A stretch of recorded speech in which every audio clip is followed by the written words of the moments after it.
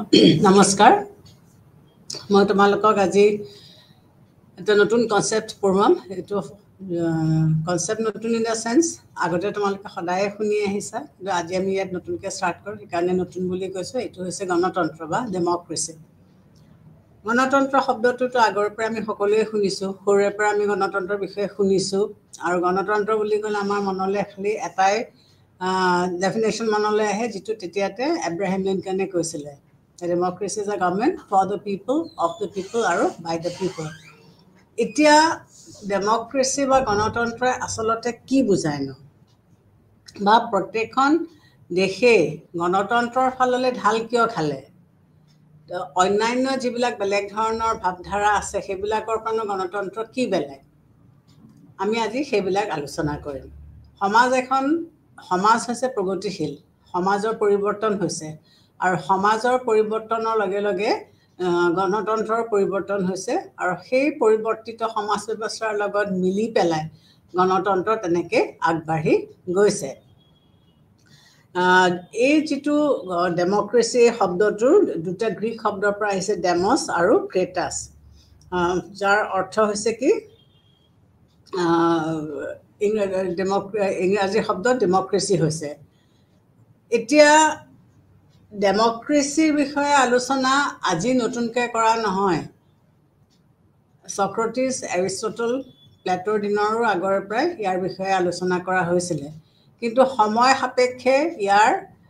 একসেপ্টেন্স সমাজত বেলেগ বেলেগ ধৰণে হৈছিল কোনোবা এটা যুগত ইয়াক খুব বেয়া বুলি ভাবা হৈছিল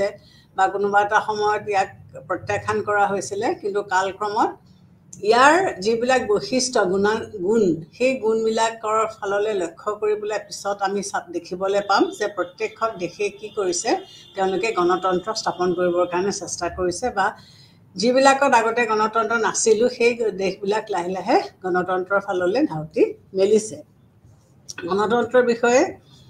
বেলেগ বেলেগ ৰাইটাৰ্ছে বেলেগ বেলেগ পলিটিক্যাল থিংকাৰছে বেলেগ বেলেগ ধৰণেৰে তেওঁলোকে আমাক বুজাইছে গতিকে ডেমক্ৰেসি বুলি ক'লে আমি কি বুজাও সিলে কি কৈছে যে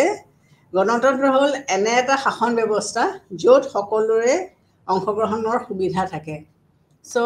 সিলিৰ মতে গণতন্ত্ৰ এনে ধৰণৰ শাসন ব্যৱস্থা য'ত সকলো মানুহে অংশগ্ৰহণ কৰিব পাৰে government democracy is a government where everyone has a share ঠিক তেনেকে বাৰ্কাৰৰ মতে কি হৈছে গণতন্ত্ৰ হ'ল আলাপ আলোচনাৰ মাধ্যমত পৰিচালিত চৰকাৰ আলাপ আলোচনাৰ মাধ্যমত পৰিচালিত চৰকাৰ democracy is a system of government by discussion এটা যিবিলাক dictatorial form of government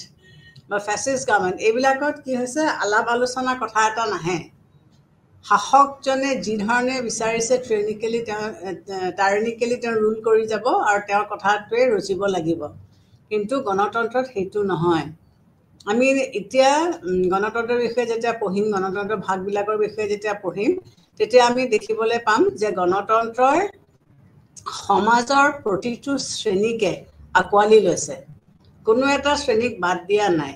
আৰু চৰকাৰ গঠনৰ প্ৰক্ৰিয়াত প্ৰাপ্তবয়স্ক সকলোকে ইয়াত অংশগ্ৰহণৰ সুবিধা দিছে যেটো গণতন্ত্ৰৰ মূল ভেটি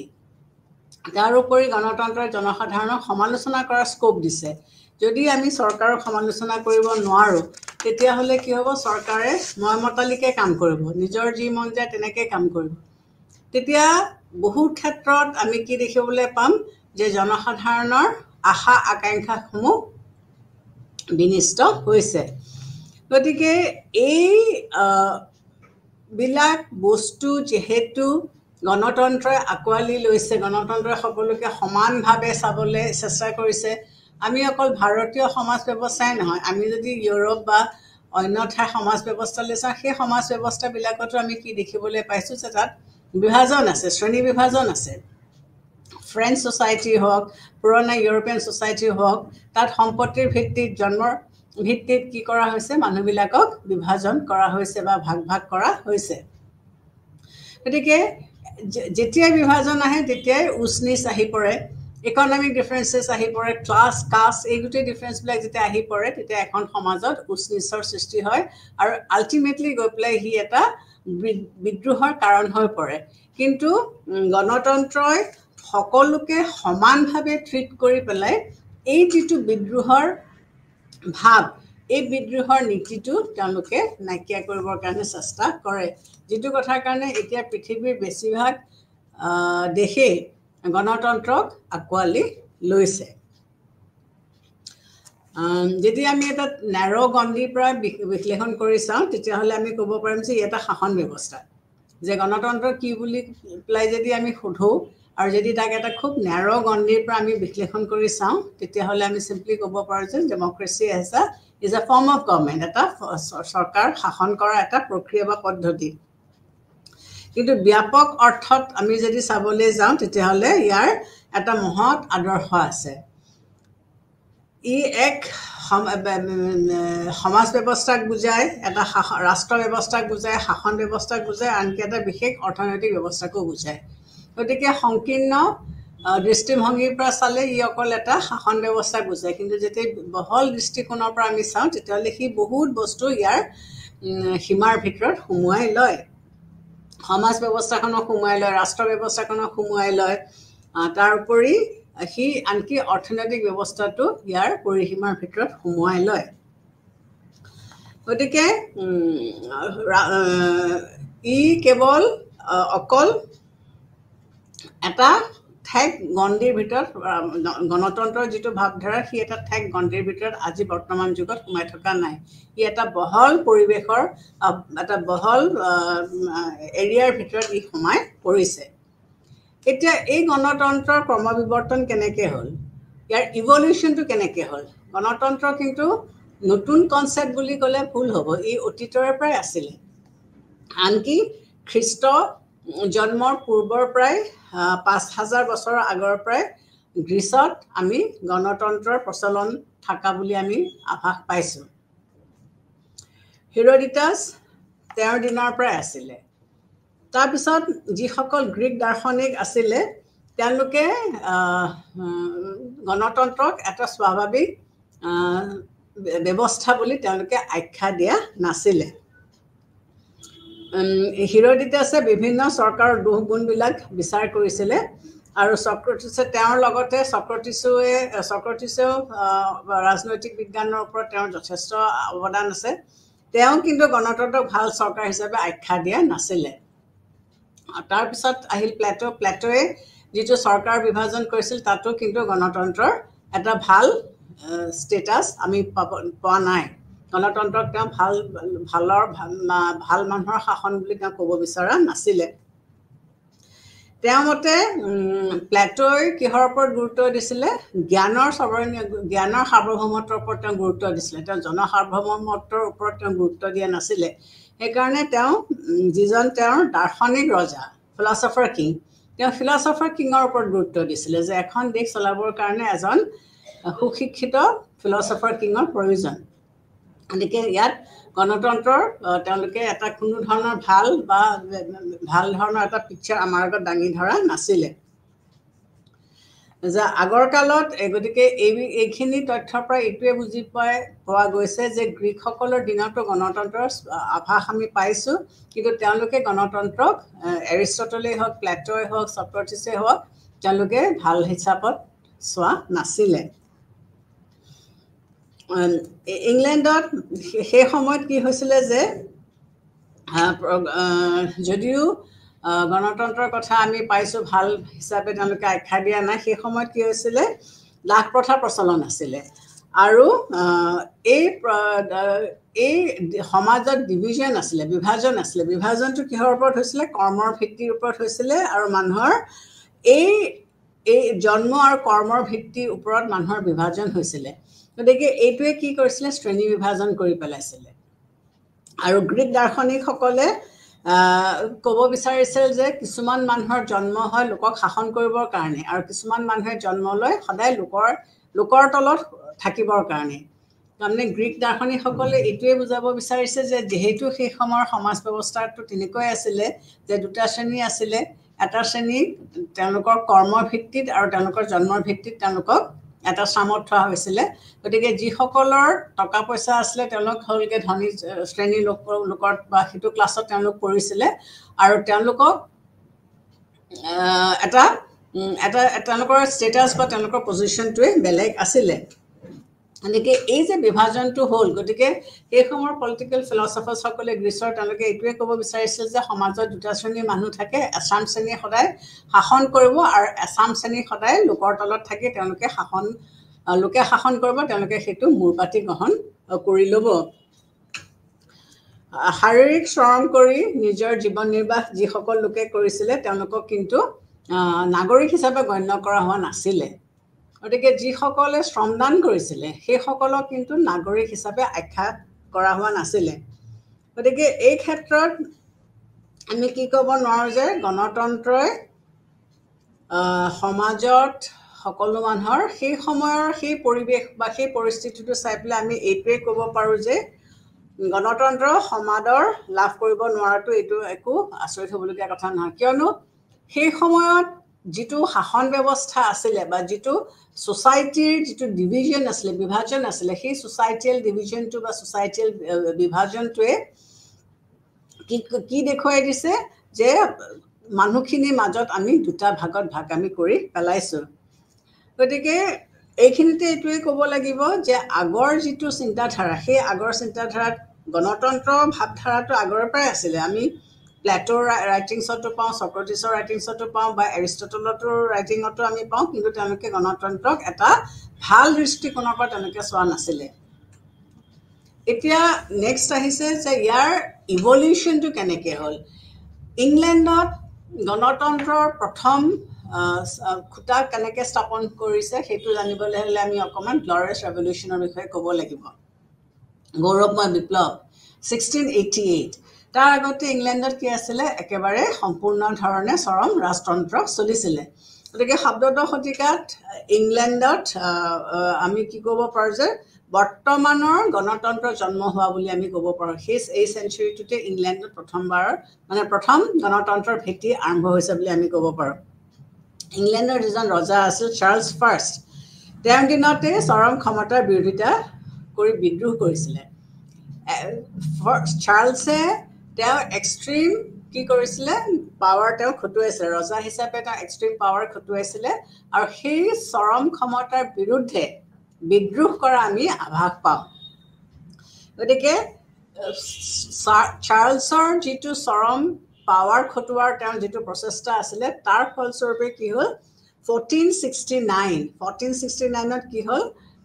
চাৰ্লছে মৃত্যুবৰণ কৰিবলগীয়া হ'ল কাৰণ তেওঁৰ যিটো উৎপাত উপদ্ৰৱ চলিছিলে সেইটো ৰাইজে মানি ল'বলৈ টান পাইছিলে আৰু যাৰ ফলত তেওঁ আল্টিমেটলি মৃত্যুবৰণ কৰিবলগীয়া হৈছিলে তাৰপিছত সেই সময়তে সেই একে শতিকাতে 1688ত ইংলেণ্ডত কি হৈছিলে গৌৰৱময় বিপ্লৱ আৰম্ভ হৈছিলে যিটো আমি ইংলিছত গ্লৰিয়াছ ৰেভলিউশ্যন বুলি কয় এইটো ব্লাডলেছ ৰেভলিউশ্যন আছিলে ইয়াত কোনো ধৰণৰ তেজ মাটিত পেলাবলগীয়া হোৱা নাছিলে এই বিপ্লৱৰ ফলত কি হ'ল ৰজা দ্বিতীয় জেমছে ইংলেণ্ডৰ সিংহাসন ত্যাগ কৰিবলগীয়া হ'ল এই বিপ্লৱৰ ফলত দ্বিতীয় জেমছে ইংলেণ্ডৰ সিংহাসন এৰিবলগীয়া হ'ল আৰু তাৰপিছত ইংলেণ্ডৰ সিংহাসনত বহিলে তৃতীয় উইলিয়ামছ গতিকে জেমছ আঁতৰি দিয়াত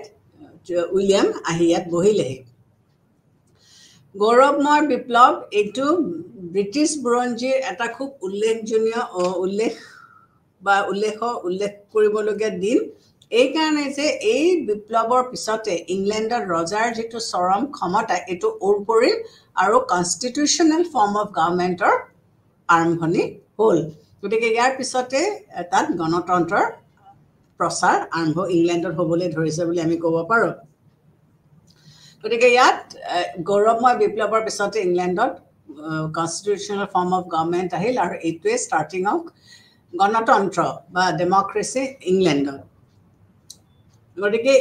এইটোৱে আৰম্ভণি এই সময়তে অকল যে ইংলেণ্ডতে ই সীমাবদ্ধ হৈ আছিলে সেইটো নহয় ইয়াৰ পিছত গণতন্ত্ৰৰ যিবিলাক ভাৱধাৰা বা আদৰ্শৰ দ্বাৰা মানুহবিলাক মোহিত হৈছিলে তেওঁলোকে অন্য দেশবিলাকেও এইবিলাক চোৱা চিতা কৰি আছিলে লক্ষ্য কৰি আছিলে গতিকে ইয়াৰ পিছত আহিলে মাৰ্কিন যুক্তৰাষ্ট্ৰ আৰু নেক্সট কাণ্ট্ৰিত গণতন্ত্ৰ স্থাপন কৰিবলৈ সক্ষম হৈছিলে মাৰ্কিন যুক্তৰাষ্ট্ৰ। মাৰ্কিন যুক্তৰাষ্ট্ৰত কি হৈছিলে, তেওঁলোকৰ 13খন উপনিৱেশ আছিলে, কলোনিয়েল কাণ্ট্ৰিজ আছিলে। এই 13খন উপনিৱেশত কি হৈছিলে, ইংলেণ্ডৰ শাসন চলিছিলে। ইংলেণ্ডে তেওঁলোকে বাছি দিয়ে কিছুমান গভৰ্ণৰ জেনেৰেলক লৈ পেলাই তেওঁলোকে সেই ষ্টেটকেইখনৰ লেজিছলেচাৰৰ লগত সামঞ্জস্যতা ৰাখি পেলাই তেওঁলোকে শাসন চলাইছিলে। কিন্তু ব্ৰিটিছৰ যিটো শাসন প্ৰক্ৰিয়া আছিলে সেইটো এই কলনিয়েল ষ্টেটকেইখনৰ মানুহে উপনিৱেশৰ মানুহখিনিয়ে পচন্দ কৰা নাছিলে। গতিকে তেওঁলোকে বিদ্ৰোহ কৰিবলৈ ধৰিলে আৰু এই বিদ্ৰোহৰ ফলটো কি, আমেৰিকান ৱাৰ অফ ইণ্ডিপেণ্ডেঞ্চ। তেওঁলোকে ব্ৰিটিছ শাসনৰ ওৰ পেলাই তেওঁলোকে নিজৰ স্বাধীন শাসন ব্যৱস্থা তেওঁলোকে আৰম্ভ কৰিলে আৰু এইখনে ইয়াৰ পৰাই আমি কি দেখিছোঁ বা কি ক'ব পাৰিছোঁ যে গণতন্ত্ৰৰ ছেকেণ্ড ফেজটো আৰম্ভ হ'ল। গতিকে ইংলেণ্ডত প্ৰথম আৰম্ভ হ'ল, তাৰপিছতে মাৰ্কিন যুক্তৰাষ্ট্ৰত আৰম্ভ হ'ল। ই অকল ইয়াতেই সীমাবদ্ধতা নাথাকিলে, ইয়াৰ যিটো ভেটি আছিলে এই আন্দোলন যে কলনিজ উপনিৱেশকেইখনে যে আন্দোলন কৰি পেলাই তেওঁলোকে গণতন্ত্ৰ বিচাৰিছিলে, তেওঁলোকে গণতন্ত্ৰৰ মূল ভেটিকেইটা কি আছিলে, সমতা, স্বাধীনতা আৰু ভাতৃত্বৰ ভাৱ। এইকেইটা বস্তু তেওঁলোকে বিচাৰিছিলে আৰু এইকেইটা বস্তুৱে গণতন্ত্ৰ তেওঁলোকক দিছিলে। গতিকে তাৰপিছত নেক্সট এই বিপ্লৱবিলাক দেখি থকাৰ পিছত কি হ'ল, পৃথিৱীৰ আন দেশে তেওঁলোকেও পিছ পৰি নাথাকিলে, তেওঁলোকেও বিদ্ৰোহ কৰিবলৈ ধৰিলে। ব্ৰিটিছ ৰুলৰ এগেইনষ্টে তেওঁলোকে আন্দোলন কৰিবলৈ ধৰিলে বা ৰজাৰ স্বেচ্ছাচাৰিতাৰ এগেইনষ্টে আন্দোলন কৰিবলৈ ধৰিলে। নেক্সট কাণ্ট্ৰিখন আহিলে ফ্ৰান্স, ফৰাচী বিপ্লৱ, ফ্ৰেঞ্চ ৰেভলিউশ্যন 1789। এই ফৰাচীবাসীসকলে কি বিচাৰিছিলে, তেওঁলোকৰ তাত সেই সময়ত চৰম ৰাজতন্ত্ৰ চলিছিলে, ৰজাৰ যি মন যায়। সেই সময়ৰ যিখন ফৰাচী সমাজ, সেই ফৰাচী সমাজখনত এনেকুৱা ধৰণৰ ঘটনা কিছুমান চলিছিলে। এতিয়া ধৰা তাৰ যেনেকুৱা ৰাস্তা পদূলি তেনেকুৱা ৰাস্তা পদূলি নাছিলে। তাত যিসকল ধনী শ্ৰেণীৰ লোক আছিলে তেওঁলোকে ঘোঁৰা গাড়ী গৈছিলে। যিমানে ধনী হয় সিমানে নাম্বাৰ অফ ঘোঁৰা বেছি থাকে। গতিকে ঘোঁৰা যেতিয়া ৰাস্তাত কেৰেজখন টানি পেলাই যায়, তেতিয়া জোৰেৰে গৈ থকা ঘোঁৰা গাড়ীখনক তেওঁলোকে ঘোঁৰাকেইটাক চেকুৰ নাটানে, কিয়নো ঘোঁৰাকেইটাই কষ্ট পাব। কিন্তু সেই ঠেক গলিবিলাকত যদি কোনোবা দুখীয়া মানুহৰ ল'ৰা ছোৱালী আছে বা শ্ৰমিকসকলৰ ল'ৰা ছোৱালী মানুহ কোনোবা যদি তাত আছে, তেওঁলোকক গচকি মোহাৰি লৈ গুচি যাব। তাৰমানে এইটোকে বুজাব বিচাৰিছে যে মানুহৰ মূল্য তাত নাছিলে, ব্যৱধান ধনী আৰু দুখীয়াৰ ইমান বেছি আছিলে যে মানুহৰ তাত কোনো ধৰণৰ মূল্যই নাছিলে। গতিকে আল্টিমেটলি তেনেকুৱা অসমতাই মানুহৰ মাজত কি কৰিলে, বিভিন্ন ধৰণৰ অসন্তুষ্টিৰ সৃষ্টি কৰিছিলে। তাৰোপৰি সেই সময়ত ফৰাচী যিসকল ৰাইটাৰ্ছ আছিলে, মণ্টেস্কিউ, ভল্টায়াৰ, ৰুছো, এওঁলোকৰ লিখনিবিলাকেও ফৰাচী লোকসকলক যথেষ্ট প্ৰভাৱান্বিত কৰিছিলে আৰু এওঁলোকে ৰাজতন্ত্ৰৰ ওৰ পেলাই তেওঁলোকে ভাতৃত্বৰ ভাৱ, সমতাৰ ভাৱ আৰু ঐক্যতাৰ ভাৱ মানি ল'বলৈ লিবাৰ্টি, ইকুৱালিটি এণ্ড ফ্ৰেটাৰ্নিটি এইকেইটাই আছিলে তেওঁলোকৰ মূল শ্লোগান। গতিকে এই ভাৱধাৰাই কি কৰিলে, সমগ্ৰ বিশ্বতে লাহে লাহে বিয়পি পৰিবলৈ ধৰিলে। প্ৰথমতে ইংলেণ্ডত গ্লৰিয়াছ ৰেভলিউশ্যন হ'ল, ইংলেণ্ডৰ পিছত আমেৰিকালৈ আহিলে, আমেৰিকান ৱাৰ অফ ইণ্ডিপেণ্ডেঞ্চ। তাৰপিছতে আমি ফৰাচী বিপ্লৱৰ কথা চালোঁ। তাৰপিছত কি হ'ল, 1815ত কি চহী কৰা হৈছিলে, ভাইনা কংগ্ৰেছ হৈছিলে। এই ভাইনা কংগ্ৰেছৰ পিছত 15 বছৰমান কাল কি হৈছিলে, নিজৰ ভিতৰতে তেওঁলোকৰ অলপ খোৱা কামৰা চলি আছিলে আৰু গণতন্ত্ৰ সম্প্ৰসাৰণত অলপ কিছু বাধাৰ সৃষ্টি হৈছিলে। কিন্তু এইটো বেছি দিন দিব নোৱাৰি, বাধাটো বেছি দিনলৈ দিব নোৱাৰিলে। 1830 চনমানলৈকে অকণমান স্প্ৰেড হোৱাটোত অলপ মানে বাধা আহিছিলে, কিন্তু তাতকৈ বিশেষ বাধা তেওঁলোকে দিব নোৱাৰিলে। অষ্ট্ৰিয়াৰ যিজন এজন ফেমাছ ৰাজনীতিবিদ মেথিয়, তেওঁ কি কৰিছিলে, তেওঁ কিছুমান এনেকুৱা ধৰণৰ লিখনি লিখিছিলে বা কথা কৈছিলে যিটোৱে ডেমক্ৰেচি তাত স্প্ৰেড হোৱাত তেওঁ বাধা দিবৰ কাৰণে চেষ্টা কৰিছিলে। কিন্তু সেইটো বেছি দিন তেওঁ নোৱাৰিলে, ক্ষণস্থায়ী আছিলে, কিছুদিনৰ কাৰণে তেওঁ বাধা দিব পাৰিলে। তাৰপিছত কি হ'ল, 1830 চনত জুলাই বিপ্লৱ হ'ল। আৰু এই জুলাই বিপ্লৱৰ পিছতে কি হ'ল, ৰজা দশম চাৰ্লছে ফৰাচী সিংহাসন এৰি দিবলগীয়া হ'ল। গতিকে জুলাই বিপ্লৱৰ পিছত দশম চাৰ্লছে ফৰাচী ৰাজসিংহাসন এৰি দিবলৈ তেওঁ বাধ্য হ'ল। নেক্সট যিটো ঘটনা হ'ল, যিটোৱে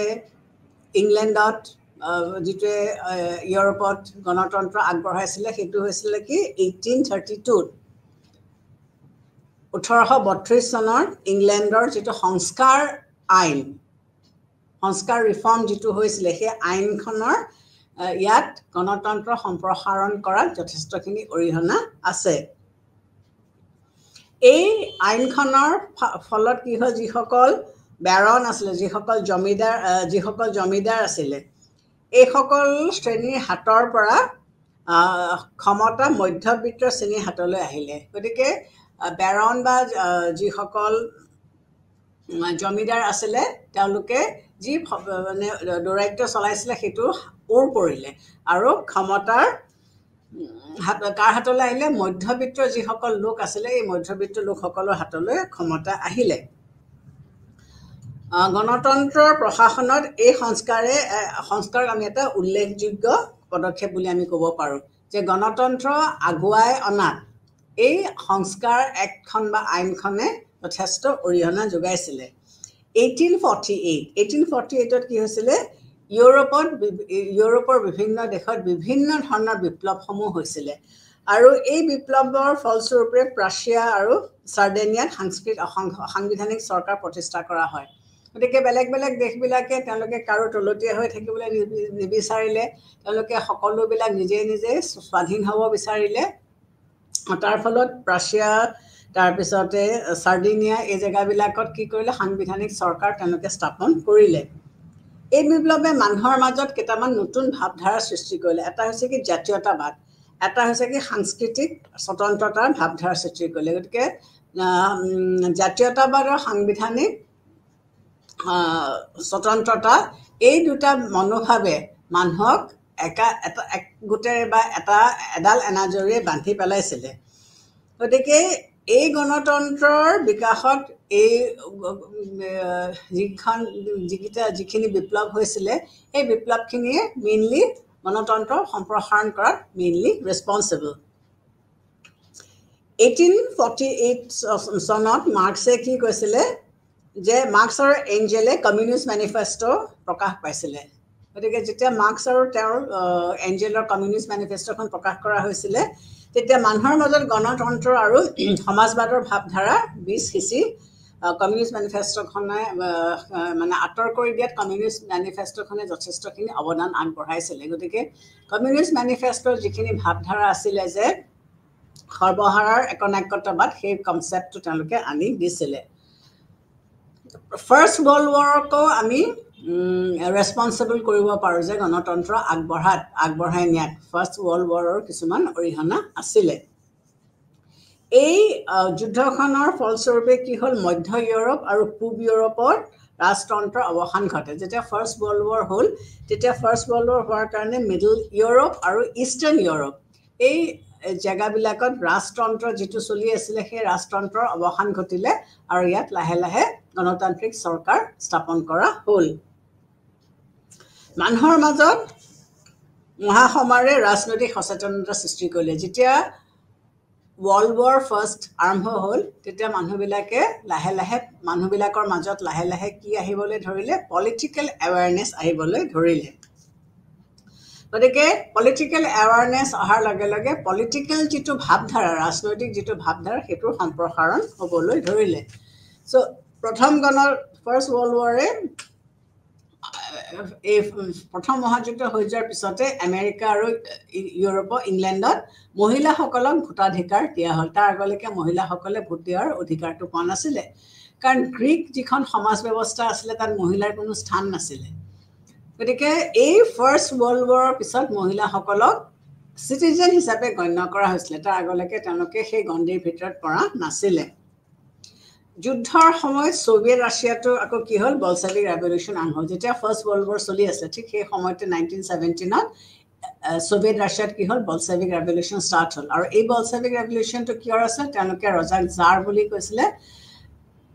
জাৰৰ এগেইনষ্টে যিটো বিপ্লৱ হৈছিলে জাৰক গুচাই পেলাই তেওঁলোকে ছ'চিয়েলিষ্ট মাৰ্কছ লেনিনৰ দ্বাৰা প্ৰভাৱিত যিটো ফিলচফি আছে সেই ছ'চিয়েলিজম তেওঁলোকে এষ্টাব্লিছ কৰিবৰ কাৰণে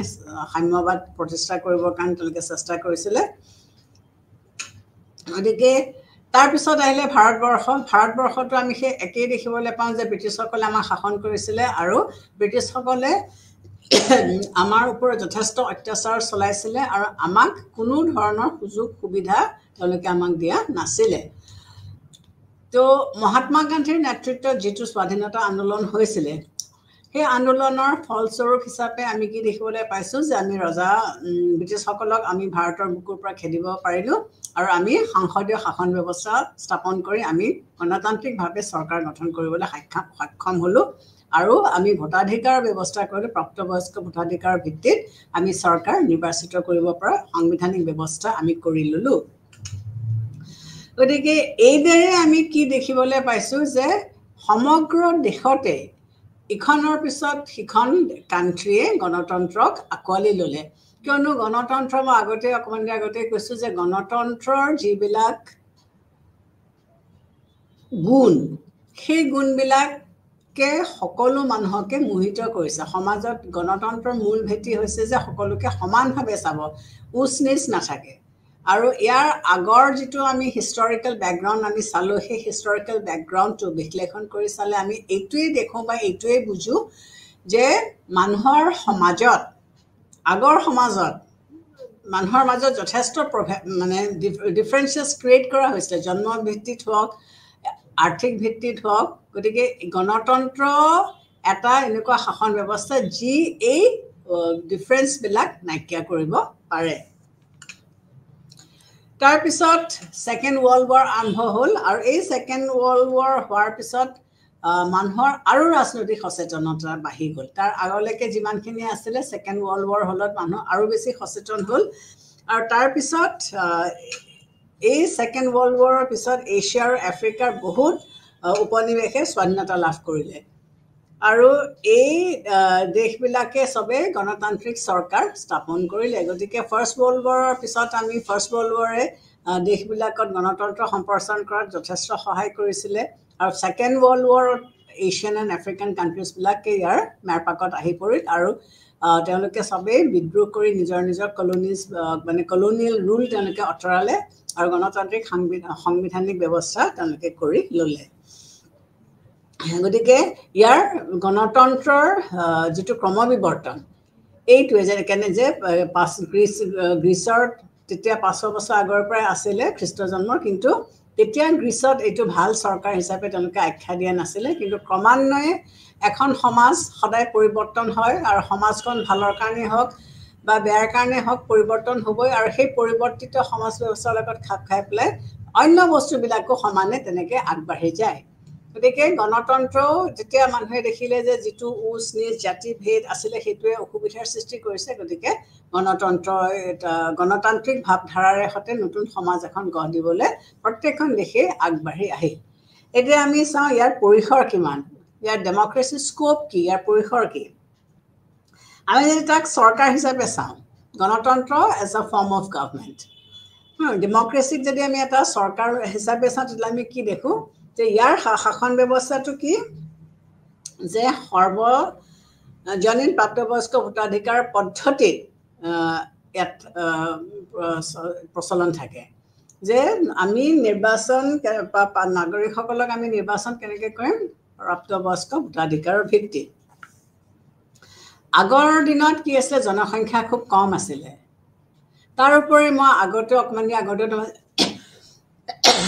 তোমালোকক কৈছোঁ যে সমাজৰ সকলো শ্ৰেণীৰ লোককে ৰাষ্ট্ৰীয় বা চৰকাৰী কাৰ্যকলাপত অংশগ্ৰহণ কৰিবলৈ দিয়া হোৱা নাছিলে এটা ডাঙৰ গ্ৰুপ বাদ পৰিছিলে সেই বাদ পৰা গ্ৰুপটোৰ ভিতৰত কোন আছিলে মহিলাসকল আছিলে মহিলাসকলক খালি ঘৰৰ চাৰিসীমাৰ ভিতৰত ৰখা হৈছিলে আৰু তেওঁলোকৰ কাম কাজ আছিলে কি যে ভাত পানী ৰান্ধি তেওঁলোকে ঘৰৰ ভিতৰত আবদ্ধ থাকিব। যিসকল দাস আছিলে সেই দাসসকলকো কোনো ধৰণৰ চৰকাৰী কাৰ্যকলাপত অংশগ্ৰহণ কৰিব দিয়া নাছিলে। কোনে কৰিব পাৰিছিলে? যাৰ হাতত সম্পত্তি আছিলে আৰু যাৰ হাতত অফুৰন্ত সময় আছিলে। গতিকে তেনেকৈ চালি জাৰি চাবলৈ গ'লে হেণ্ডফুল অফ মানুহে বাচি থাকিল। গতিকে তেতিয়া কি হৈছিলে, এই মানুহখিনিয়ে কি কৰিছে, তেওঁলোকে এখন অ'পেন ফিল্ডত লগ লাগিছিলে আৰু যিকোনো এটা ৰাজনৈতিক সিদ্ধান্ত তেওঁলোকে হাতখন দাঙি পেলাই তেওঁলোকে গ্ৰহণ কৰিছিলে। কিন্তু এতিয়া সেইটো আজি বৰ্তমান যুগত আমি যদি ভাৰতৰ ক্ষেত্ৰতে চাই, ইয়াত বিলিয়ন পপুলেশ্যন হ'ল। গতিকে ইয়াত কোনো এখন অ'পেন ফিল্ডত লগ লাগি পেলাই আমি কোনো এটা তেনেকুৱা সিদ্ধান্ত আমি ল'ব নোৱাৰোঁ। গতিকে এতিয়া আমি কি কৰিছোঁ, আমি ইনডাইৰেক্ট ডেমক্ৰেচিত আমি গুৰুত্ব দিছোঁ। ইনডাইৰেক্ট ডেমক্ৰেচি হ'ল কি যে আমি আমাৰ প্ৰতিনিধিসকলক বাছোঁ। প্ৰতিনিধিসকলক কোনে বাচিব? যে যিসকল প্ৰাপ্তবয়স্ক 18 বছৰ এবাভ তেওঁলোকে ভোট দি পেলাই তেওঁলোকৰ প্ৰতিনিধিসকলক বাছি ল'ব। গতিকে এই প্ৰতিনিধিসকলক তেওঁলোকে কেনেকৈ বাচিব? নিৰ্দিষ্ট সময়ৰ মূৰে মূৰে। ভাৰতীয় সংবিধানে কি কৰিছে যে 5 বছৰৰ মূৰে মূৰে নিৰ্বাচন পাতি পেলাই আমি আমাৰ প্ৰতিনিধিসকলক বাছি ল'ম। যদি নিৰ্বাচন পতা নাযায় তেতিয়াহ'লে ভোটাৰসকলৰ কোনো অস্তিত্বই নাথাকিব, নাগৰিকৰ কোনো অস্তিত্বই নাথাকিব। এই ভোটটোৱে হৈছে নাগৰিকৰ এটা প্ৰধান অস্ত্ৰ। সেইকাৰণে নিৰ্দিষ্ট সময়ৰ অন্তৰে অন্তৰে নিৰ্বাচনৰ ব্যৱস্থা কৰা হৈছে, যাতে ভোট দি পেলাই নাগৰিকসকলে যিটো সাংবিধানিক প্ৰক্ৰিয়া, সেই সাংবিধানিক প্ৰক্ৰিয়াটোত তেওঁলোকে অংশগ্ৰহণ কৰিব পাৰে। তৃতীয়তে আৰু এটা ইয়াৰ বৈশিষ্ট্য বা ইয়াৰ স্কোপ হৈছে কি যে ইয়াত এটাতকৈ অধিক ৰাজনৈতিক দল থাকিব লাগে। এটা যদি ৰাজনৈতিক দল থাকে তেতিয়া কি হয়, তাক বিৰোধিতা কৰিবলৈ কোনো নাথাকে। গতিকে সেই দলটোৱে ময়মতালি কৰিব পাৰিব, তাৰ যি মন গৈছে যেনেকৈ মন গৈছে সেই দলটোৱে কামখিনি কৰি যাব। কিন্তু গণতন্ত্ৰই কি বিচাৰিছে? বিভিন্ন ধৰণৰ ৰাজনৈতিক দল থকা। আৰু নিৰ্বাচনৰ সময়ত কি কৰে, প্ৰত্যেকটা দলে প্ৰাৰ্থী থিয় কৰাব আৰু এই প্ৰাৰ্থীসকলৰ মাজত কি হ'ব, প্ৰতিদ্বন্দ্বিতা হ'ব। আৰু এই প্ৰতিদ্বন্দ্বিতাত যিটো দলে সংখ্যাগৰিষ্ঠতা লাভ কৰিব সেই দলটোৰ নেতাজনে চৰকাৰ গঠন কৰিবলৈ আগবাঢ়ি আহিব। গতিকে য'ত বিৰোধী আৰু বাকী যিটো দল নেক্সট লাৰ্জেষ্ট মেজৰিটি যোনটোৱে পাইছে সেইটোৱে বিৰোধী দল হিচাপে সংসদৰ মজিয়াত থাকিব। তেতিয়া কি হয়, চৰকাৰো সদায় সচেতন হৈ থাকিবলগীয়া হয়। চৰকাৰ কেলৈ সচেতন হৈ থাকিবলগীয়া হয়? যে বিৰোধী দল এটা আছে, গতিকে বিৰোধী দলে কি কৰিব পাৰে, তেওঁলোকক ওফৰাবৰ কাৰণে চেষ্টা কৰিব পাৰে। গতিকে চৰকাৰে যধে মধে কাম কৰিবলৈ হয়তো সাহ নকৰিব পাৰে। প্লাছ বিৰোধী দল এটা থাকিলে কি হয়, তেওঁলোকে যদি চৰকাৰৰ দোষবিলাক দেখি থাকে তেতিয়াহ'লে নেক্সট ইলেকশ্যনত যদি তেওঁলোক কিবা কাৰণে ক্ষমতালৈ আহে তেতিয়াহ'লে তেওঁলোকক সেই আগৰ চৰকাৰে কৰা ভুলবিলাক তেওঁলোকে কেতিয়াও নকৰিব। কিন্তু য'ত কেৱল এটা প্ৰাৰ্থীয়ে থাকে তাত আৰু প্ৰতিদ্বন্দ্বিতাৰ কথা নুঠে। গতিকে চৰকাৰে যেনেকৈ মন যায় তেনেকৈ কৰে। কিন্তু সেই ছিষ্টেমটো থাকিলে কি হয়, তাত যিটো অপজিশ্যন পাৰ্টি থাকিলে যিটো ফ্লেক্সিবিলিটি থাকে, যিটো নিয়ন্ত্ৰণ চৰকাৰৰ ওপৰত থাকে, বা যদি তেওঁলোকে চৰকাৰে কিবা ভুল কৰিছে অপজিশ্যনে সেইটো জনসাধাৰণৰ আগত আনি দিব পাৰে, পাব্লিক অপিনিয়নৰ কথা আহে, জনমতৰ কথা আহি পৰে। এইবিলাকে আমাৰ শাসন ব্যৱস্থাটোৰ, গণতান্ত্ৰিক শাসন ব্যৱস্থাটোৰ ওপৰত এটা যথেষ্ট কুপ্ৰভাৱ পেলায়। গতিকে গণতন্ত্ৰত কেইবাটাও দল থকাটো, মাল্টি পাৰ্টি ছিষ্টেম থকাটো সকলোৱে বাঞ্ছনা কৰে। ফ'ৰ্থলি, ইয়াত কিছুমান মৌলিক অধিকাৰ থাকে। মৌলিক অধিকাৰবিলাক হৈছে কি, কিছুমান সুবিধা যিবিলাক নাপালে এজন ব্যক্তিৰ ব্যক্তিত্ব বিকাশ হ'ব নোৱাৰে। গতিকে মৌলিক অধিকাৰ জনসাধাৰণৰ কাৰণে খুবেই প্ৰয়োজনীয়। এই সুবিধাবিলাক কি হয়, সুবিধাবিলাক পালে চৰকাৰে কি কৰিব পাৰে, জনসাধাৰণৰ আত্মবিকাশত সুবিধা হয়। যেনেকৈ আমাৰ বাক স্বাধীনতা, সংস্থা গঠন কৰাৰ স্বাধীনতা বা বাধাহীনভাৱে মত প্ৰকাশ কৰাৰ স্বাধীনতা, এইবিলাকে যেনেকৈ এটা গছৰ পুলি ৰুবলৈ হ'লে তাক কিছু পৰিমাণৰ পানী লাগিব, লাইট লাগিব, সাৰ লাগিব। এইখিনি যদি নেচেচিটি হিচাপ মানে যিমানখিনি দৰকাৰ সিমানখিনি হিচাপে নাপায় তেতিয়াহ'লে তেওঁলোকৰ কিন্তু মানে সেই গছৰ পুলিটো ভালকৈ নাবাঢ়িব ঠিক তেনেকৈ এজন মানুহৰ বিকাশ হ'বলৈ হ'লেও মানুহক কিছুমান সুবিধা লাগিব আৰু এই সুবিধাসমূহ কোনে দিব চৰকাৰে দিব গতিকে আমাক গণতন্ত্ৰই এই ব্যৱস্থাখিনি কৰি দিব যে গণতান্ত্ৰিক চৰকাৰত আমি কি কৰিব পাৰোঁ আমি মত প্ৰকাশ কৰিব পাৰোঁ নিৰ্ভয়ভাৱে ব্ৰিটিছসকলে যেতিয়া আমাক শাসন কৰিছিলে তেতিয়া আমি কোনো কাৰণতে আমাৰ মত প্ৰকাশ আমি কৰিব নোৱাৰোঁ যদি কোনোবাই ব্ৰিটিছ চৰকাৰৰ বিৰুদ্ধে মাত মাতে তেতিয়াহ'লে তাক লগে লগে নি পেলাই জেলত ভৰাই থ'ব বা তাৰ বস্তুখিনি বাজেয়াপ্ত কৰি পেলাব গতিকে ভয়তে মানুহে মাত নামাতিছিলে কিন্তু গণতন্ত্ৰৰ সেই স্বেচ্ছাচাৰী শাসনটো চলোৱা নাই গণতন্ত্ৰত সকলোৱে চৰকাৰকো সমালোচনা কৰিব পাৰিব চৰকাৰৰ যদি কিবা ভুল আছে সেইখিনি তেওঁলোকে আঙুলিয়াই দেখুৱাই দিব পাৰিব গণতান্ত্ৰিক জীৱনধাৰা democracy is a way of life ডেমক্ৰেচিত কি ক'ব বিচাৰিছে যে ই এটা জীৱন ধাৰণৰ এটা পদ্ধতি গণতন্ত্ৰই কি কৰিছে জীৱন ধাৰণৰ এটা পদ্ধতি হিচাপে সমতা মানৱ ব্যক্তিত্ব সহনশীলতা আৰু ভাতৃত্ব ভাৱত বিশ্বাস কৰে গতিকে ৱে অফ লাইফ বুলি যেতিয়া আমি ডেমক্ৰেচিক ভাবোঁ জীৱন ধাৰাৰ এটা ভাৱ বুলি ভাবোঁ তেতিয়াহ'লে এই কিহৰ ওপৰত বিশ্বাস কৰে গণতন্ত্ৰই সমতাৰ ওপৰত বিশ্বাস কৰে মানৱ ব্যক্তিত্বৰ ওপৰত বিশ্বাস কৰে সহনশীলতাৰ ওপৰত বিশ্বাস কৰে ভাতৃত্বৰ ভাৱত তেওঁলোকে বিশ্বাস কৰে যিসকল লোকে গণতান্ত্ৰিক পদ্ধতিক জীৱন নিৰ্বাহ হিচাপে বিচাৰে তেওঁলোকে কি কৰিব লাগে সংখ্যাগৰিষ্ঠ মতকো তেওঁলোকে কেতিয়াও অৱজ্ঞা কৰিব নোৱাৰে গতিকে যিসকলে ডেমক্ৰেচিক এটা জীৱন ধাৰা বুলি ভাবে তেওঁলোকে যিবিলাক মাইনৰিটিজ আছে সংখ্যালঘু যিসকল আছে তেওঁলোকৰ যিবিলাক আশা আকাংক্ষা আছে সেইবিলাককো তেওঁলোকে উপেক্ষা কৰিব নোৱাৰিব তাৰমানে তেওঁলোকে ডেমক্ৰেচি মেজৰিটি মাইনৰিটি সকলোৰে আশা আকাংক্ষাসমূহ পূৰণ কৰাত স্কোপ দিয়ে তাৰোপৰি সমালোচনা আৰু আলোচনা মাজেৰে সকলো দৰকাৰী সিদ্ধান্ত গ্ৰহণ কৰে গণতন্ত্ৰই কি কৰিবলৈ দিয়ে সমালোচনা আৰু আলোচনাৰ মাধ্যমেৰে যিকোনো দৰকাৰী সিদ্ধান্ত গ্ৰহণ কৰে পাৰস্পৰিক সহানুভূতি গণতান্ত্ৰিক জীৱনধাৰাৰ এটা বৈশিষ্ট্য পাৰস্পৰিক সহানুভূতি ইটোৱে সিটোৰ প্ৰতি থকা যিটো সহানুভূতি সেইটো অত্যন্ত জৰুৰী গণতান্ত্ৰিক সমাজত ভেদ সৃষ্টিকাৰী কৰা শ্ৰেণী বিভাজনক বিশ্বাস নকৰে তাৰমানে গণতন্ত্ৰই কোনো ধৰণৰ ক্লাছ ছিষ্টেম মানে যিটোৱে সমাজখনক মানুহৰ মাজত বিভাজন কৰি পেলাই সেই বিভাজনৰ ওপৰত বিশ্বাস নকৰে এওঁলোকে কি কৰে এই পদ্ধতিত কোনো লোকে বিশেষ সুবিধাৰ দাবী কৰিব নোৱাৰে গতিকে এনেকুৱা ধৰণৰ শাসন ব্যৱস্থাত এই লোকসকলে কোনো মানে যেহেতু মানুহৰ মাজত কোনো ধৰণৰ ব্যৱধান নাই কোনো ধৰণৰ ডিফাৰেন্সেছ নাই তেওঁলোকে কোনো ধৰণৰ সুবিধাও নিবিচাৰে সকলোৱে সমান সুবিধা পাব এওঁ বেছি সুবিধা পাব মই কম সুবিধা পাম এনেকুৱা ধৰণৰ নহয় ইয়াত গণতান্ত্ৰিক সমাজ ব্যৱস্থাই কোনো ধৰণৰ মানুহৰ মাজত আৰ্থিক ব্যৱধান নাৰাখে ইকনমিক ডিফাৰেন্সেছ নাথাকে আৰু তেওঁলোকে যদি আছেও গণতন্ত্ৰই বিভিন্ন প্ৰকাৰেৰে এই ইকনমিক ডিফাৰেন্সেছবিলাক নাইকিয়া কৰিবৰ কাৰণে চেষ্টা কৰে এনেকুৱা এখন সমাজ ব্যৱস্থাত প্ৰত্যেক মানুহৰ কি আছে বাক স্বাধীনতা থাকে আৰু ধৰ্মীয় স্বাধীনতা থাকে তেওঁলোকে বাক স্বাধীনতা আৰু ধৰ্মীয় স্বাধীনতাৰ ওপৰত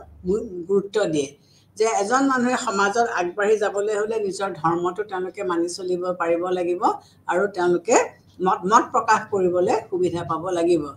হিংসাৰ আশ্ৰয় নলৈ পেলাই সাংবিধানিক উপায়েৰে ৰাজনৈতিক পৰিৱৰ্তন আনিবৰ কাৰণে চেষ্টা কৰে গতিকে যদি কিবা কাৰণে মতবিৰোধ হয়ও তেতিয়াহ'লে তেওঁলোকে হিংসাৰ আশ্ৰয় নলৈ পেলাই হিংসাৰ কোনো ধৰণৰ আশ্ৰয় নলৈ পেলাই তেওঁলোকে সাংবিধানিক মাধ্যমেৰে যিটো সংঘাত চলিছে সেই সংঘাত নাইকিয়া কৰিবৰ কাৰণে তেওঁলোকে চেষ্টা কৰে দাস প্ৰথা আৰু উপনিৱেশবাদ গণতান্ত্ৰিক জীৱনৰ পৰিপন্থী দাস প্ৰথা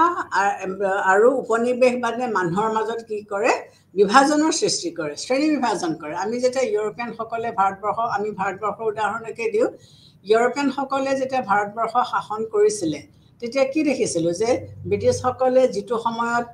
পাৰ্কলৈ যায় তেতিয়া ইণ্ডিয়ান মানুহে তেওঁলোকৰ ল'ৰা ছোৱালী পঠিয়াব নোৱাৰে তেওঁলোকে যিবিলাক স্কুলত পঢ়ি ইণ্ডিয়ান ল'ৰা ছোৱালী তাত যাব নোৱাৰে তেওঁলোকৰ চিনেমা হললৈ যোৱাৰ সময় বেলেগ ইণ্ডিয়ানৰ যোৱাৰ সময় বেলেগ এনেকুৱা ধৰণৰ ডিফাৰেঞ্চবিলাকে কি কৰিছিলে যে আমি যে দুটা শ্ৰেণী হ'লোঁ এটা শ্ৰেণী বেলেগ তেওঁলোকে আমাক শাসন কৰিছে তেওঁলোক আমাৰ ওপৰত এনেকুৱা ভাৱধাৰা এটা আমাৰ মনলৈ আনি দিছে গতিকে এইটো গণতন্ত্ৰৰ পৰিপন্থী কেতিয়াও গণতন্ত্ৰক গণতন্ত্ৰ এষ্টাব্লিছ কৰিব নোৱাৰে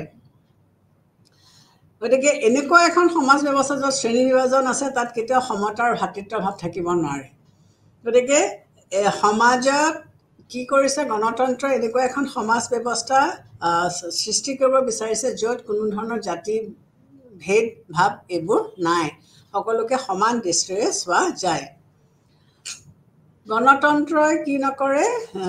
as a way of form of government তেওঁলোকে কি নকৰে সামৰিক শাসনৰ ওপৰতো বিশ্বাস নকৰে তেওঁলোকে সামৰিক শাসনতো বিশ্বাস নকৰে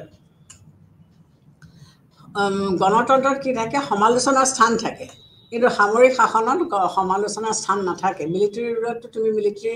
লিডাৰজনক কেতিয়াও সমালোচনা কৰিব নোৱাৰা কিন্তু গণতন্ত্ৰই আমাক কি দিছে যে আমি আমাৰ নেতাজনক বা লিডাৰজনক দৰকাৰ পৰিলে আমি সমালোচনা কৰিব পাৰোঁ আৰু যুদ্ধৰ সময়ত কি হয় মানুহৰ যিবিলাক দৰকাৰী অধিকাৰ সেই কিছুমান অধিকাৰক বাতিল কৰি দিয়া যায় আৰু সেই সময়ত জনসাধাৰণৰ মতামত প্ৰকাশ স্বাধীনতাৰ প্ৰকাশ মানে মত প্ৰকাশ কৰা বা তেওঁলোকৰ সংজ্ঞা গঠন কৰা বা কিছুমান ভোগ কৰিবলৈ দিয়া নহয় কিন্তু নীতিগত সেইবিলাক আমাক প্ৰয়োজন যে যুদ্ধ লাগিছে যুদ্ধ লগাৰ সময়ত যদি মানুহে মত প্ৰকাশ কৰি থাকে বা জিতি কথা কৈ দিয়ে তেতিয়াহ'লে যুদ্ধখন আৰু ফাৰ্ডাৰ এস্কালেটে হ'ব গতিকে সাংবিধানিক কিছুমান মাধ্যমেৰে বা কিছুমান উপায়েৰে মাধ্যমেৰে কিছুমান সময়ত হয়তো আমাৰ অধিকাৰবিলাক উপভোগ কৰোঁতে বাধাৰ সৃষ্টি পৰে কিন্তু সেই যুদ্ধকালীন অৱস্থাটো গুচি গ'লে বা আকৌ নৰ্মেলচি আহিলে এই অধিকাৰবিলাক পুনৰ মানুহলৈ গুচি আহে গতিকে as a way of life ডেমক্ৰেচিয়ে এইটোৱেই গণতন্ত্ৰই এইটোৱেই বিচাৰিছে যে সকলো মানুহকে আমি সমান ধৰণেৰে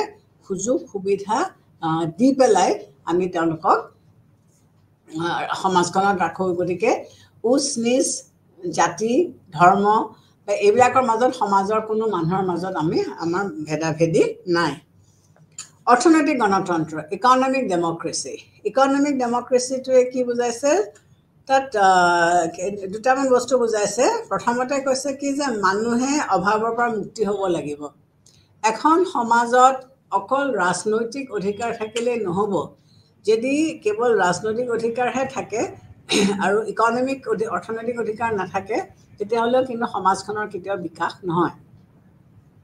গতিকে মানুহক কাম কৰিবলৈ দিব লাগিব সকলো মানুহকে তেওঁলোকৰ কেপাচিটি অনুযায়ী তেওঁলোকক কি কৰিবলৈ দিব লাগিব কাম কৰিবলৈ দিব লাগিব অকল কাম কৰিলে নহ'ব সেই কাম কৰাৰ বিনিময়ত তেওঁলোকক উচিত মজুৰি দিব লাগিব দৰমহাটো পাব লাগিব যিটো কাম কৰিছে সেই কামটোৰ বিনিময়ত তেওঁলোকে যিটো দৰমহা পাইছে সেইটো উচিত হৈছেনে নাই এজন মানুহে অকল কামটো কৰি থাকিব নোৱাৰে তেওঁ কাম কৰাৰ পিছত তেওঁক জিৰণি দিব লাগিব সেই জিৰণি কথা থাকিব লাগিব বা বছৰটোত তেওঁ কিমান দিন ছুটি পাব বা মাহটোত তেওঁ কিমান দিন ছুটি পাব এনেকুৱা ধৰণৰ ব্যৱস্থাসমূহ থাকিব লাগিব বেমাৰ আজাৰ বা দুৰ্ঘটনা হ'লে বা বৃদ্ধকালত তেওঁলোকৰ যিটো সামাজিক ছিকিউৰিটি বুলি কোৱা যায় সেই সামাজিক ছিকিউৰিটিটো চাব লাগিব ইকনমিক ডেমক্ৰেচিয়ে যে উপাৰ্জন কৰি থকা সময়ছোৱাত ঠিকেই ভাতে মাছে খাই থাকিল কিন্তু তাৰপিছত বুঢ়া বয়সত কি হ'ব সেইটো নহয় তাৰ যথোচিত ব্যৱস্থা ল'ব লাগিব বা ইকনমিক ডেমক্ৰেচিয়ে সেই বস্তুখিনি চায় গতিকে মানুহক তিনিটা বেছিক বস্তু খাবলৈ আহাৰ পিন্ধিবলৈ কাপোৰ আৰু থাকিবলৈ এখন ঘৰ গতিকে এই বস্তুকেইটা হৈছে basic needs of human beings আৰু এই নিডছখিনি গণতন্ত্ৰই কি কৰিবলৈ চেষ্টা কৰে তেওঁলোকে এই বস্তুখিনি জনসাধাৰণৰ মাজত প্ৰচাৰ দিবলৈ চেষ্টা কৰে গতিকে মানুহে কাম কৰি পেলাই নিজৰ পৰিয়ালটো পোহপাল দিয়াৰ পৰা আৰম্ভ কৰি তেওঁলোকে কি কৰিব পাৰে তেওঁলোকে বিভিন্ন ধৰণৰ সুবিধা তেওঁলোকে লয় গতিকে ইকনমিক ডেমক্ৰেচিয়ে মানুহৰ আৰ্থিক দিশটো তেওঁলোকে চায় এতিয়া আমি চাওঁ বৈশিষ্ট্যসমূহ গণতন্ত্ৰৰ কিছুমান বৈশিষ্ট্য আছে কেৰেক্টাৰিষ্টিক্স অফ ডেমক্ৰেচি বৈশিষ্ট্যবিলাক কি প্ৰথমতে ই এটা প্ৰতিনিধিত্বমূলক ব্যৱস্থা প্ৰতিনিধিত্বমূলক ব্যৱস্থা কিহৰ কাৰণে কোৱা হৈছে এতিয়া আগৰ মোক মানে আগতেও কৈছোঁ যে আগতে আমাৰ প্ৰত্যক্ষ বা ডাইৰেক্ট ডেমক্ৰেচি আছিলে কিন্তু এতিয়া ডাইৰেক্ট ডেমক্ৰেচিটো সম্ভৱপৰ নহয় কিয়নো প্ৰত্যেকখন ৰাষ্ট্ৰৰ আয়তন আৰু জনসংখ্যাৰ বৃদ্ধিৰ বাবে প্ৰত্যক্ষ গণতন্ত্ৰ সম্ভৱপৰে নহয় তাৰোপৰি আগতে মানুহ কম আছিলে সকলো মানুহকে অংশগ্ৰহণ কৰিবলৈ দিয়া হোৱা নাছিলে গতিকে যিকোনো এটা সিদ্ধান্ত তেওঁলোকে এখন ফিল্ডত লগ লাগি পেলাই হাত দাঙি পেলাই তেওঁলোকে ডিচিশ্যনটো ল'ব পাৰিছিলে কিন্তু এতিয়া সেইটো তেওঁলোকে নোৱাৰে কাৰণ মানুহৰ সংখ্যা বাঢ়ি গ'ল চবৰে বেলেগ বেলেগ কাম থাকে চ' এতিয়া আমি প্ৰতিনিধিত্বমূলক বা ৰেপ্ৰেজেণ্টেটিভ ফৰ্ম অফ গভৰ্ণমেণ্টলৈ আমি গুচি গ'লোঁ ভোটাধিকাৰসকলে কি কৰিব পাৰে দ্বিতীয় বৈশিষ্ট্যটো হৈছে যে ভোটাধিকাৰসকলে নিৰ্বাচনৰ জৰিয়তে তেওঁলোকৰ প্ৰতিনিধিসকলক নিৰ্বাচন কৰে গতিকে আমি ভোট দি পেলাই আমাৰ যিসকল প্ৰতিনিধি আছে আমি তেওঁলোকক বাছি লওঁ আমি এই নিৰ্বাচনতো আকৌ ইনডাইৰেক্টলি ইনভলভ হৈছোঁ গতিকে আমি কি কৰিছোঁ এই তেওঁলোকৰ নিৰ্বাচন কৰি পেলাই আমি ইনডাইৰেক্ট ৱে আমি আমাৰ শাসন ব্যৱস্থাটোৰ লগত জড়িত হৈ গৈছোঁ মানে কেনেকৈ জড়িত হৈছোঁ যে আমি ভোট দিলোঁ দি পেলাই আমি আমাৰ প্ৰতিনিধিসকলক বাচিলোঁ এই প্ৰতিনিধিসকলে সংসদৰ মজিয়াত হওক বিধানমণ্ডলৰ মজিয়াত হওক আমাৰ যিবিলাক ক্ষোভ আছে আমাৰ যিবিলাক প্ৰব্লেমছ আছে সেইবিলাক তেওঁলোকে তাত গৈ পেলাই তুলিব আৰু তেওঁলোকে ছল্ভ কৰিব কিন্তু যদি আমি দেখোঁ যে আমি পঠিওৱা সদস্যজনে আমি বিচৰা মতে কামখিনি কৰা নাই বা হোৱা নাই তেতিয়াহ'লে আমি কি কৰিব পাৰোঁ যে পিছৰ নিৰ্বাচনত তেওঁকতো আমি ভোটটো নিদিমেই গতিকে ভোটটো নিদিলে কি হ'ব তেওঁলোকে চৰকাৰ গঠন কৰিব নোৱাৰিব গতিকে জনসাধাৰণৰ হাততে আচল অস্ত্ৰপাত থাকিলে গতিকে সেই অস্ত্ৰপাতলৈ ভয় কৰিয়ে যিসকল প্ৰতিনিধি যায় তেওঁলোকে নিজৰ কাম কাজসমূহ ভালকৈ কৰিবলৈ সক্ষম হয় গণতন্ত্ৰত আমি যদি চাবলৈ যাওঁ প্ৰকৃততে সংখ্যাগৰিষ্ঠৰ শাসনত পৰিণত হয় গতিকে জনসাধাৰণৰ ইয়াত সকলো জনসাধাৰণৰ নহয় সংখ্যাগৰিষ্ঠসকলেহে শাসন কৰে ফৰ্থলি সংখ্যাগৰিষ্ঠ দলে চৰকাৰ গঠন কৰিলেও গণতন্ত্ৰত সৰ্বসাধাৰণ কল্যাণৰ বাবে চেষ্টা কৰা হয় যদিও সংখ্যাগৰিষ্ঠ দলে চৰকাৰ কৰে কিন্তু আল্টিমেটলি সকলোৰে কল্যাণৰ কাৰণে তেওঁলোকে চেষ্টা কৰে আৰু এই ক্ষেত্ৰত যিসকল সংখ্যালঘিষ্ঠ মাইনৰিটিজ আছে সেই মাইনৰিটিজৰ মতামত আৰু স্বাৰ্থৰ ওপৰতো গুৰুত্ব দিয়া যায় গণতন্ত্ৰই কেৱল মেজৰিটিৰ কাৰণে চিন্তা নকৰে মাইনৰিটিজৰ কথাও তেওঁলোকে চিন্তা কৰিব লাগে আৰু মাইনৰিটিজৰ কথা চিন্তা কৰি পেলাই বা মাইনৰিটিজৰ মত প্ৰকাশ কৰা বা মাইনৰিটিজৰ যিখিনি সুযোগ সুবিধা আছে সেইখিনি কেতিয়াও আওকাণ কৰিব নোৱাৰে গণতান্ত্ৰিক চৰকাৰ জনমত বা জনসাধাৰণৰ সন্মতিৰ ওপৰত প্ৰতিষ্ঠিত কিয় জনমতৰ জনগণৰ কিহৰ কাৰণে জনমতৰ সমষ্টিৰ ওপৰত প্ৰতিষ্ঠিত বুলি আমি কৈছোঁ কাৰণ মানুহখিনিয়ে নিজে বাছি লৈছে আমাকতো সেই সুবিধাটো দিছে নহয় আমাৰ যিটো ভোটাধিকাৰ সেই ভোটৰ মাধ্যমেৰে আমি এই প্ৰতিনিধিসকলকতো বাছি ল'লোঁ চৰকাৰে সকলো জনসাধাৰণৰ স্বাৰ্থ ৰক্ষা কৰে আৰু ইয়াত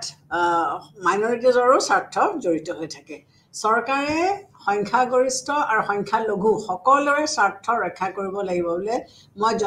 মেজৰিটিৰ ভোট পাই পেলাই মই জিকি আহিছোঁ গতিকে সমাজত থকা মাইনৰিটিজখিনিক মই আওকাণ কৰিছোঁ সেইটো কৰিলে নহ'ব গণতান্ত্ৰিক শাসন ব্যৱস্থাত জনমতৰ ওপৰত প্ৰতিষ্ঠিত জনমত হ'লগৈ গণতন্ত্ৰৰ প্ৰধান প্ৰাণ কিয়নো চৰকাৰে এই জনমত উপেক্ষা কৰিব নোৱাৰে মই অকণমান নিজে শাসনত নামিব নোৱাৰোঁ আজিকালি জনসংখ্যা বৃদ্ধি হ'ল বহুত বাঢ়িলে দেশৰ আয়তন বা পপুলেশ্যনো বহুত আকাৰত ডাঙৰ হ'ল গতিকে আমি আমাৰ প্ৰতিনিধিসকলক বাছি দিলোঁ কিন্তু লগতে আমি কনষ্টিটিউশ্যনেল পাৱাৰটো ৰাখি থলোঁ যে তুমি সংসদৰ মজিয়াত বহি পেলাই বা বিধানসভাৰ মজিয়াত বহি পেলাই তুমি আমাৰ হিতৰ কাৰণে চিন্তা কৰিছানে নাই বা আমাৰ আশা আকাংক্ষাবিলাক পূৰণ কৰিবৰ কাৰণে চেষ্টা কৰিছানে নাই যদি নাই কৰা তেতিয়াহ'লে কিন্তু পিছৰ নিৰ্বাচনত আমি তোমাক ভোট নিদিওঁ গতিকে জনমতে গণতান্ত্ৰিক শাসন ব্যৱস্থাত এটা খুব গুৰুত্বপূৰ্ণ ভূমিকা গ্ৰহণ কৰে গতিকে কোনো চৰকাৰে কোনো সেন্সেবল চৰকাৰে জনমতক উপেক্ষা কৰি পেলাই তেওঁলোকে শাসন ব্যৱস্থা চলাব নোৱাৰে ইয়াত জনসাধাৰণৰ হাতত চৰম ক্ষমতা ন্যস্ত থাকে কিয়নো জনসাধাৰণে হৈছে কিং মেকাৰ আমি বুলি যেনেকৈ ইংলিছত আমি কওঁ জনসাধাৰণে হৈছে দ্য মেইন কিং মেকাৰ কিয়নো তেওঁলোকে ভোটো দি পেলাই চৰকাৰ ভোট দি পেলাই তেওঁলোকে চৰকাৰটো গঠন কৰিলে আৰু তেওঁলোকে আকৌ চৰকাৰক পিছৰ পৰা ভোট নিদি পেলাই সেই চৰকাৰটোক তেওঁলোকে নমাবও পাৰে কাৰণ তেওঁলোকে জনসাধাৰণে চৰকাৰৰ কাৰ্যকলাপসমূহ তেওঁলোকে চাই থাকে আৰু যদি দেখে যে চৰকাৰে ভালকৈ কৰা নাই তেতিয়াহ'লে তেওঁলোকক হয়তো আকৌ পিছৰ নিৰ্বাচনত ভোট নিদিবও পাৰে ৰাজনৈতিক সমতাৰ ভিত্তিত গণতান্ত্ৰিক চৰকাৰ প্ৰতিষ্ঠিত কৰা হৈছে ৰাজনৈতিক সমতাৰ ভিত্তিত প্ৰতিষ্ঠিত কৰা হৈছে শাসন কাৰ্যত সকলোৱে অংশগ্ৰহণ কৰিবলৈ সমানে সুযোগ সুবিধা পায় ৰাজনৈতিক সমতা আছে কিয়নো অকণমান দিন আগতে তোমালোকক কৈছিলোঁ যে আমি প্ৰাপ্তবয়স্ক ভোটাধিকাৰৰ ভিত্তিত আমি ৰেপ্ৰেজেণ্টেটিভ ফৰ্ম অফ গভৰ্ণমেণ্ট আমি চলাওঁ গতিকে ইয়াততো সকলোৱে ভোট দিলে গতিকে সকলোৰে সমান হাত থাকিলে নাথাকিলে আমাৰ ভোটটো আটাইতকৈ মূল্যৱান বস্তু এই ভোটৰ ওপৰতে আমি চৰকাৰ গঠন কৰিছোঁ গতিকে এইটোৱে সাংঘাতিক ধৰণে আমাৰ মানে ৰাজনৈতিক চৰকাৰ গঠন কৰাত এই সুবিধা জনায় দলীয় ব্যৱস্থাত গণতান্ত্ৰিক শাসনৰ এটা গুৰুত্বপূৰ্ণ বৈশিষ্ট্য ৰাজনৈতিক দল আমাৰ যিটো শাসন ব্যৱস্থা এই শাসন ব্যৱস্থাটোত যিমানে দল থাকে সিমানেই ভাল কাৰণ এটা দলে শাসন কৰিব আৰু বাকীবিলাক বিৰোধী দল হিচাপে থাকিব এতিয়া ডেমক্ৰেটিক ফৰ্ম অফ গভৰ্ণমেণ্টত বিৰোধী দলৰ এটা সাংঘাতিক ডাঙৰ ভূমিকা আছে প্ৰথম কথাটো হৈছে ক্ৰিটিচিজম মানে কনষ্ট্ৰাকটিভ ক্ৰিটিচিজম যধে মধে মই অপজিশ্যনত আছোঁ সেইকাৰণে মই যি মন গৈছে তাকে ক'ম বা অনবৰত ক্ৰিটিচাইজ কৰিম সেইটো নহয় অপজিশ্যনে চৰকাৰক তেওঁলোকৰ ভুলবোৰ আঙুলিয়াই দেখুৱাই দিব পাৰে বা তেওঁলোকে যদি কিবা আইন নতুন প্ৰণয়ন কৰিব বিচাৰিছে চৰকাৰক সেইবিলাক খুব ধুনীয়াকৈ দেখুৱাই দি পেলাই সেইখিনি কৰিব পাৰে গতিকে গণতান্ত্ৰিক প্ৰক্ৰিয়াটোত কি কৰিব লাগে আমাৰ যিটো যিবিলাক দল আছে সেই দলবিলাকে এটা ইয়াত খুব মানে সুন্দৰকৈ অংশগ্ৰহণ কৰে কিয়নো এই দলবিলাকৰ মেইন প্ৰত্যেকটা দলৰে উদ্দেশ্য হৈছে কি যে তেওঁলোকে চৰকাৰ গঠন কৰিবলৈ চেষ্টা কৰে গতিকে চৰকাৰ গঠন কেতিয়া কৰিব পাৰিব যেতিয়া তেওঁলোকে জনসাধাৰণৰ সমৰ্থন পাব গতিকে প্ৰত্যেকটা দলেই নিজৰ দলীয় ইমেজটো ভাল কৰি ভাল নেতা এজন দি পেলাই তেওঁলোকে কি কৰিবলৈ চেষ্টা কৰে তেওঁলোকে জনসাধাৰণৰ ওচৰত তেওঁলোকে ভোট বিচাৰি যায় গতিকে এই দলবিলাকে তেওঁলোকে মেইন উদ্দেশ্য হৈছে তেওঁলোকে চৰকাৰ যাতে গঠন কৰিব পাৰে গতিকে এই ৰাজনৈতিক ব্যৱস্থাত আমাৰ যিটো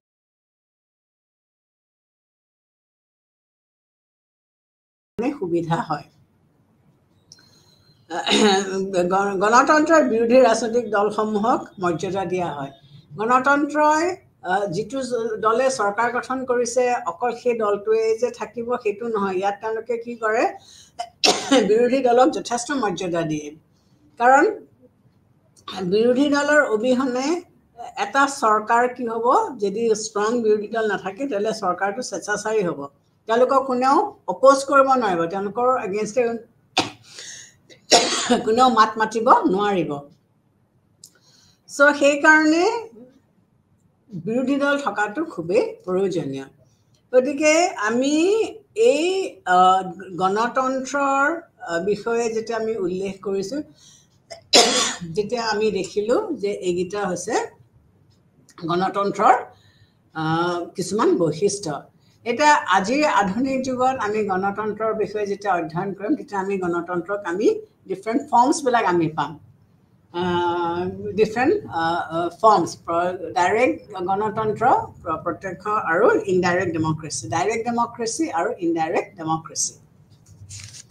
এটা ডাইৰেক্ট ডেমক্ৰেসি বা প্ৰত্যক্ষ গণতন্ত্ৰ আৰু পৰোক্ষ গণতন্ত্ৰ। ডাইৰেক্ট ডেমক্ৰেসিটো অলৰেডি মই তোমালোকক আগতে কৈছো যে হেতু আগৰ গ্ৰীক নগৰ ৰাষ্ট্ৰবিলাকত চলিছিলে, য'ত জনসংখ্যা খুব কম আছিলে আৰু সকলো মানুহে একগোট হৈ পেলাই তেওঁলোকে যিকোনো এটা ৰাজনৈতিক সিদ্ধান্ত লৈছিলে। একগোট এই কাৰণে হ'ব পাৰিছিলে যে সেই সময়ত যিসকল মহিলা আছিলে বা যিসকল স্লেভছ আছিলে তেওঁলোকক কি কৰিবলৈ দিয়া হোৱা নাছিলে, চৰকাৰী কাৰ্যকলাপত অংশগ্ৰহণ কৰিবলৈ দিয়া হোৱা নাছিলে। গতিকে মুষ্টিমেয় মানুহে এখন ফিল্ডত লগ লাগি পেলাই তেওঁলোকে কিছুমান সিদ্ধান্ত লৈ পেলাইছিলে। কিন্তু এতিয়াতো আয়তন বাঢ়ি গ'ল, মানুহৰ সংখ্যা বাঢ়ি গ'ল আৰু মানুহৰ বিভিন্ন ধৰণৰ এংগেজমেণ্টছ আহি গ'ল। গতিকে চবেই হয়তো ডাইৰেক্টলি পলিটিকেল এক্টিভিটিছত ইনভলভ হ'ব নোখোজিবও পাৰে। চ' এতিয়া ইনডাইৰেক্ট মোডত আহি গ'ল। কিন্তু ডাইৰেক্ট মোডত কি কৰিছিলে, তেওঁলোকে কি কৰিছিলে, আইন প্ৰণয়ন কৰাত বা তেওঁলোকে যিখিনি মানে যিখিনি কাম প্ৰয়োজন সেই গোটেই প্ৰয়োজনীয় কামখিনি তেওঁলোকে কৰিছিলে। চ' এতিয়া এই ডাইৰেক্ট ডেমক্ৰেচিৰ কিছুমান মেথডছ আছে, কিছুমান চিষ্টেম আছে। সেই ডাইৰেক্ট মেথডছটো এটা হৈছে কি গণপ্ৰস্তাৱ, ইনিচিয়েটিভ। তাৰপিছত আহিলে গণভোট বা ইংলিছত আমি যিটো কওঁ ৰেফাৰেণ্ডাম। তাৰপিছতে প্ৰত্যাহ্বান বা আদেশ, ৰিকল, আৰু তাৰপিছত আহিলে গণ অভিমত বা প্লেবিচাইট। এতিয়া ডাইৰেক্ট ডেমক্ৰেচিটো কি ধৰণেৰে ইমপ্লিমেণ্ট কৰা গৈছে বা ডাইৰেক্ট ডেমক্ৰেচি কেনেকৈ হৈছে। গতিকে প্ৰথমটো হৈছে কি ইনিচিয়েটিভ। ইয়াৰ দ্বাৰা জনগণই কি কৰিব পাৰে, আইন প্ৰণয়ন আৰু সংবিধান সংশোধনত অংশগ্ৰহণ কৰিব পাৰে। গতিকে ইনিচিয়েটিভটো কি, যেতিয়া এখন আইন ৰচনা কৰা হয় তেতিয়া জনতাই এই আইন ৰচনা কৰাত বা ইয়াৰ ইমপ্লিমেণ্টেশ্যনত তেওঁলোকে কি কৰিব পাৰে, অংশগ্ৰহণ কৰিব পাৰে। গতিকে তেওঁলোকে কি কৰে, সৰহসংখ্যক নাগৰিকে কি কৰিব পাৰে, প্ৰস্তাৱ গ্ৰহণৰ জৰিয়তে আইন সভাক সংবিধান সংশোধন কৰিবলৈ বা আইন প্ৰণয়ন কৰিবলৈ অনুৰোধ জনাব পাৰে। গতিকে তেওঁলোকে আইন সভাক এই আইনখন লৈ পেলাই তাৰ কিবা পৰিৱৰ্তন বা কিবা চেঞ্জ আনিবলৈ হয়তো তেওঁলোকে অনুৰোধ কৰিব পাৰে। তাৰপিছত হ'ল গণভোট বা ৰেফাৰেণ্ডাম। চৰকাৰে কোনো আইন প্ৰস্তাৱক জনসাধাৰণৰ অনুমোদনৰ কাৰণে পঠিয়াব পাৰে। গতিকে ছেকেণ্ড ক্ষেত্ৰত তেওঁলোকে কি কৰিব পাৰে যে কিবা আইন যদি ৰচনা কৰিছে তেতিয়াহ'লে তেওঁলোকে জনসাধাৰণৰ ওচৰলৈ পঠিয়াই দিব পাৰে, সেইখন যাতে তেওঁলোকে যদি কিবা চেঞ্জো কৰিব বিচাৰিছে বা তেওঁলোকৰ অনুমোদনৰ কাৰণে। ৰিকল মানে কি হৈছে, নিৰ্দিষ্ট সময়ৰ আগতে নাগৰিকসকলে তেওঁলোকে পঠিওৱা প্ৰতিনিধিজনক পদচ্যুত কৰাব পাৰে। যে এজন ব্যক্তিক 5 বছৰ টাৰ্ম বা 5 বছৰ কালৰ কাৰণে পঠিওৱা হৈছিলে, কিন্তু সেই সময়কাল উকলি যোৱাৰ আগতে তেওঁক আকৌ হয়তো ঘূৰাই মাতি পঠিয়াব পাৰে।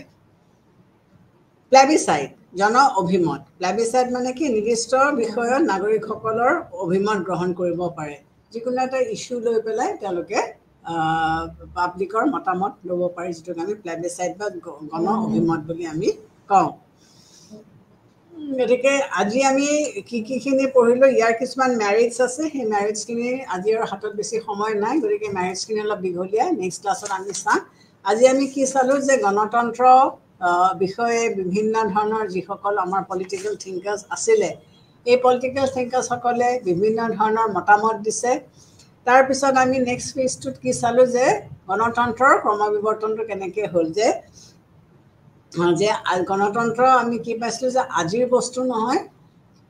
সি খ্ৰীষ্ট জন্মৰ প্ৰায় 500 বছৰ আগৰ পৰাই চলি আছিল। কিন্তু অতীজৰ গ্ৰীচ বা তেওঁলোকৰ সেই সময়ত যিসকল ফিলচফাৰ, চক্ৰেটিছে হওক, প্লেটনে হওক,